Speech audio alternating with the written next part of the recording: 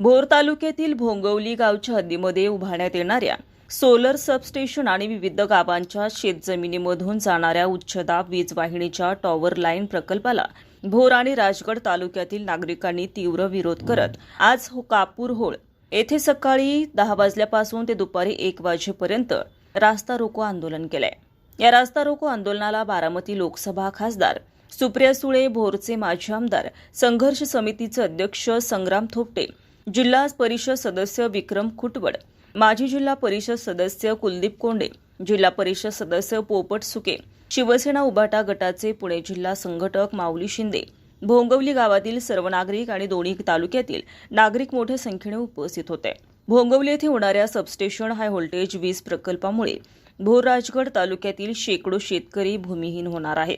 शेती वाचली तर शेतकरी वाचेल या हेतूने शेतकऱ्यांच्या पाठीशी सर्व पक्ष नेते ठाम उभे असल्याचं दिसून आलं आहे।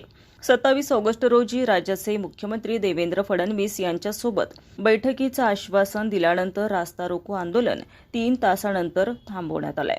योगेश जाधव, पुणे वैभव न्यूज, भोर।